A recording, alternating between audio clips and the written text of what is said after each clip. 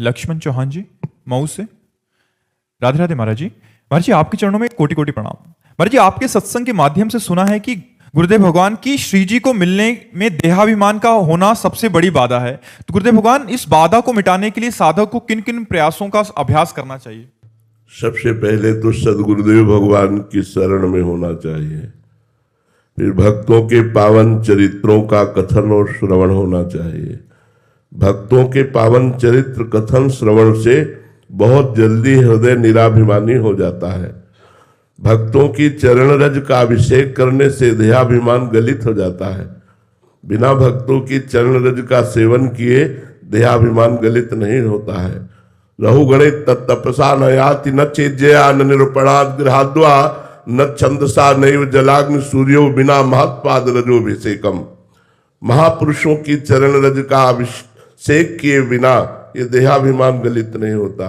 इसलिए सदगुरुदेव की शरण में होकर भक्तों का संग, भक्तों के चरित्र सुनना, भक्तों का सेवन मन वचन कर्म से उनकी सेवा बन जाए तो भगवान की असीम कृपा भक्त सेवन से होती है।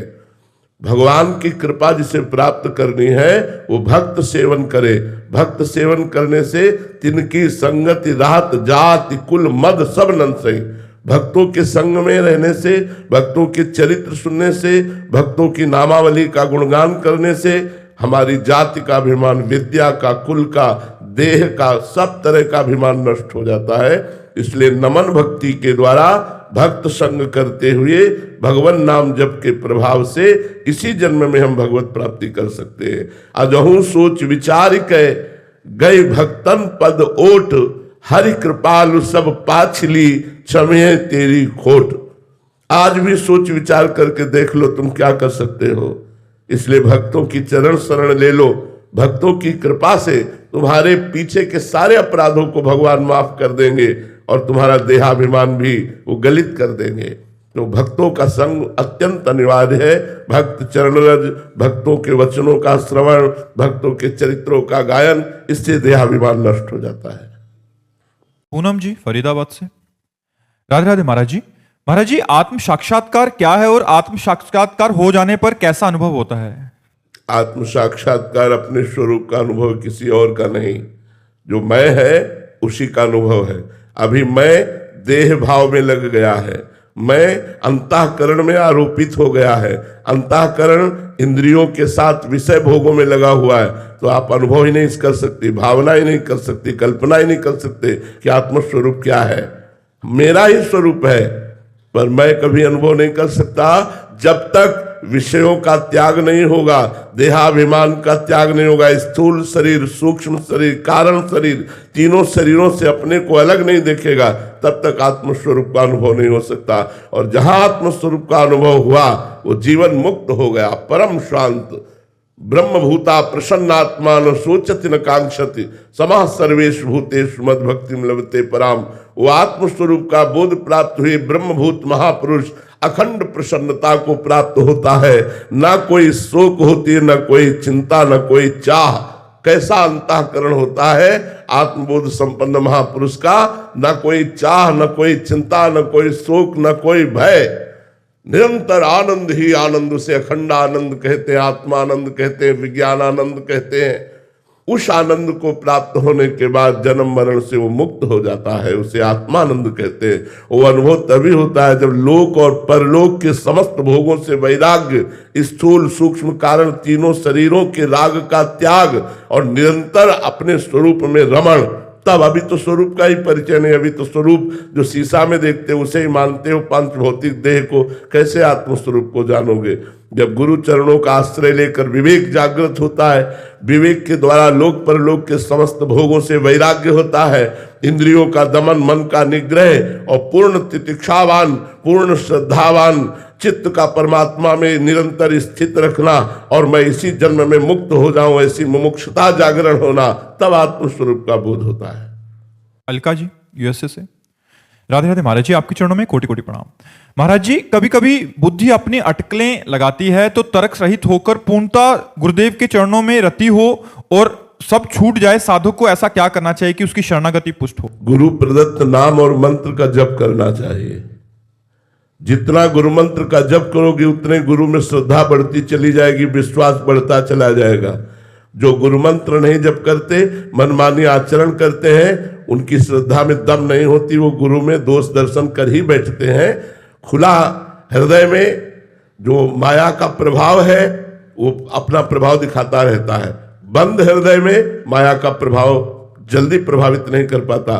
बंद हृदय का द्वार वही है जो भगवान के ध्यान और नाम में, नाम जब चल रहा है, गुरु मंत्र चल रहा है तो मानो पहरेदार खड़ा है, और भगवान का ध्यान है तो मानो दरवाजा बंद है। नाम पहारू दिवस निश, ध्यान तुम्हार कपाट।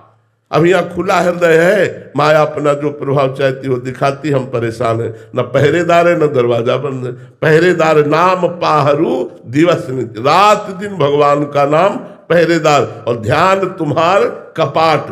प्रभु का ध्यान मतलब दरवाजा बंद, अब माया का प्रवेश बंद, माया का प्रभाव नहीं पड़ेगा। इसलिए हमारे मन में, हमारे चित्त में निरंतर चिंतन मनन भगवान के नाम का, गुरु मंत्र का हो, तो गुरु में निर्दोष ब्रह्म स्थिति आ जाए कि गुरु साक्षात पर ब्रह्म, हमारे गुरुदेव साक्षात पर ब्रह्म है, ऐसा अनुभव हो जाए। पारस जी कानपुर से, राधे राधे महाराज जी। महाराज जी, क्या तत्व ज्ञान का बोध होने से माया गिरा सकती है? फिर माया है ही नहीं, फिर तो क्या? जब तत्व बोध हो गया तो माया है ही नहीं। तत्व बोध ना होने के कारण माया है। माया का मतलब क्या होता है? भ्रम। जब हम जान गए दूर पड़ी हुई वो रस्सी है, सांप नहीं है, और हमने प्रकाश में देख लिया कि वो रस्सी तो बह रहेगा क्या? जब तक अंधेरा है, प्रकाश नहीं है, तो हमें रस्सी में सांप भास रहा है। ऐसे ब्रह्म में माया भास रही है। जब ब्रह्म बोध हो गया तो माया है ही नहीं। फिर माया का नाम क्या है? माँ माने नहीं, या माने जो है ही नहीं, जिसकी सत्ता ही नहीं। ना सतो विद्यते भाव, ना भाव विद्यते सत्ता। फिर माया कैसे प्रवृत्त कर सकती है? जब हम जान गए कि वो रस्सी है, तो अब मुझे उस सर्प से भयभीत कैसे कर सकता है? सर्प बंद करके। वो तो जब तक हमें जानकारी नहीं है तब तक रस्सी में सर्प का भ्रम हो गया। ऐसे ब्रह्म में माया का भ्रम हो गया। जब ब्रह्म बोध हो गया तो माया फिर कैसी माया? विशाल जी, महाराज जी, क्या त्राटक क्रिया के अभ्यास से संसार के सभी भोगों से वैराग्य हो सकता है, या क्या इसके लिए कुंडलिनी जागृत? इन सब टुटमुंजिया साधनों से, भोगों से वैराग्य नहीं होता। बिना भजन के बारी बथे घत होए वर सिकता ते बर तेल, और बिनु हरि भजन न भव तरिया सिद्धांत अपेल। विनिश्चितम बदामि ते नान्यथा वचांस में हरिम भजन्ति नरा।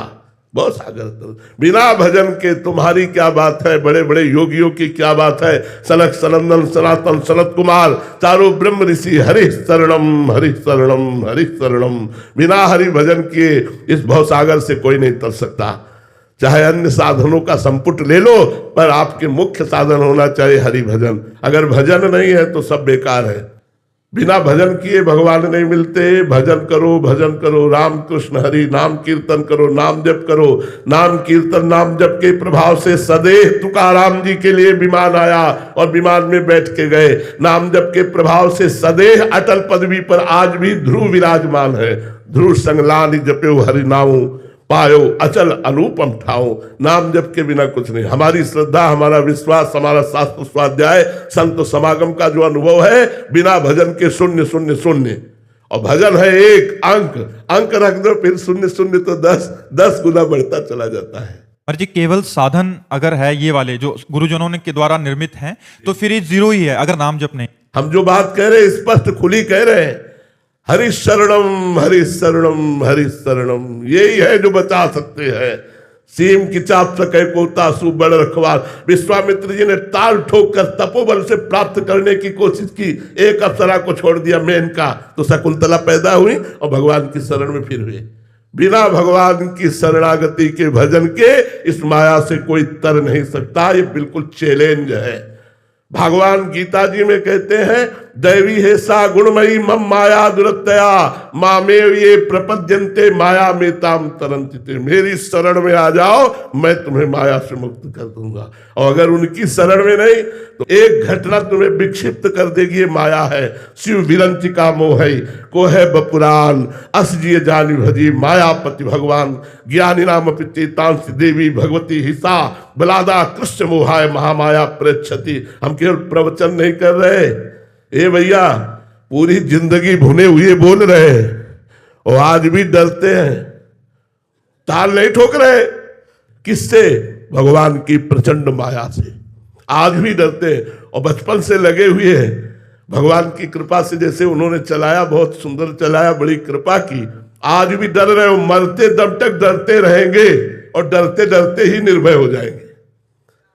और जो निर्भय होकर ताल ठोक दिया, अगर मुंह भरा ना गिर जाए तो हमसे बात कर लेना आके। अगर कोई ताल ठोक दे माया को, मुंह भरा ना गिर जाए तो हमें बताना।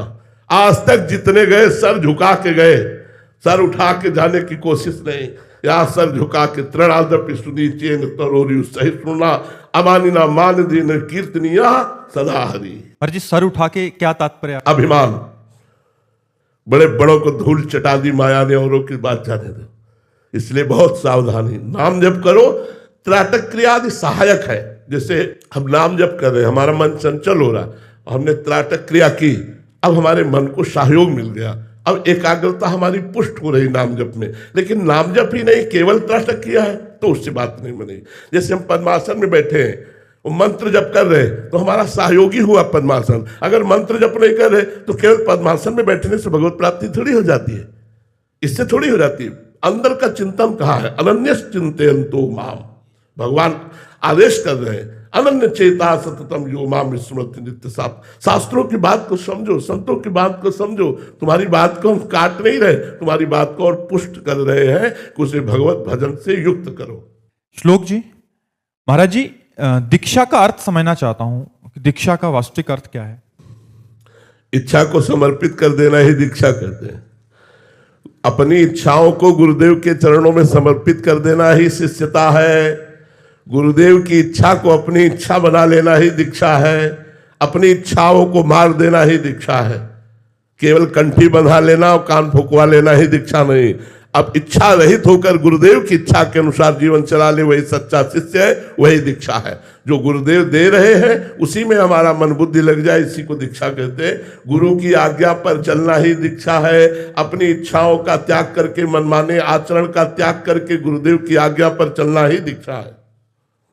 शुभम तिवारी जी, राधे राधे। महाराज जी जब साधक मतलब इस जीवन में भ्रष्ट हो जाता है तो क्या जब उसको नया जन्म मिलता है तो फिर से कुलवान धनवान परिवार में उसका जन्म होता है, तो महाराज जी क्या फिर उसका जन्म आखिरी होता है क्या, या फिर भ्रष्ट हो जाएगा तो फिर गया? हाँ, फिर गया। तो यार इतना लंबी सोच काहे को रखते हो? क्या यार, मनुष्य की यही दुर्दशा है कि वो आज सुधरना नहीं चाहता, वो कल सुधरने के लिए आज भोग भोगने के लिए छूट दे रहा है। यार ऐसा क्यों करते हो?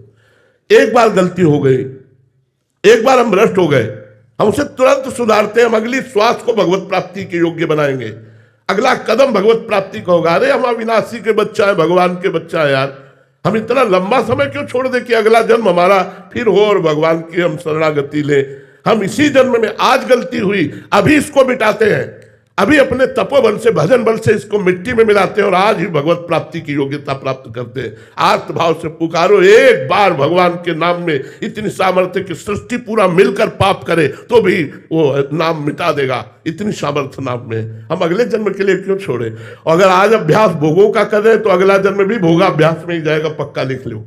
भले श्रीवान धनवान कुलवानों के यहाँ हो तो भोगाभ्यास में ही जाएगा। इसलिए आज हम भजन पक्का करें तो कल अगर हमारा जन्म भी होगा तो भजन अभ्यास में ही जाएगा। जी ज्यादा मानसिकता है कि आज भोग भोग लें, या तो बुढ़ापे में भजन कर लेंगे, अगले जन्म में कुलवान। अगर जवानी में भजन का अभ्यास नहीं किया तो बुढ़ापा में भजन का अभ्यास नहीं होगा। जैसे जवानी में पिस्तौल नहीं चलाई तो बुढ़ापा में आप निशाना नहीं लगा सकते। एक लौकिक निशाना नहीं लगा सकते, फिर अलौकिक परमात्मा को, लक्ष्य को वेधना, ये तो बहुत कठिन बात है। अगर आपने जवानी में अभ्यास नहीं किया तो बुढ़ापे में भजन नहीं होता। जो भोगाभ्यास के त्याग का अभ्यास करता है और भजनाभ्यास बढ़ाता है, वही परमार्थ में चलता है। जो आज भोगों के लिए छूट दे दिया और कल भजन के लिए, वो कभी भजन नहीं कर सकता। जो कल भोगों के लिए छूट दे दे और आज भजन करे, वो भले निकल जाए। और जी जिसने अभी जीवन भर भोग भोग लिए, बट अभी बुढ़ापा आ गया, अभी आपके प्रवचन मिले और आज सुधरना चाहता है, तो वो क्या करे? राधा राधा रटे और ब्रेक लगा दे सच्ची। यदि उपासना नहीं हुई तो 92 वर्ष का क्या हो जाए, 100 वर्ष का हो जाए तो भी वासना बनी रहेगी। उपासना से ही वासना का नाश होता है, अवस्था से वासना का नाश नहीं होता। क्रियाएं भले ना हो पावे लेकिन वासना ज्यों की त्यों बनी रहती है। इसलिए मन को जवानी से भगवान के भजन में लगाना चाहिए।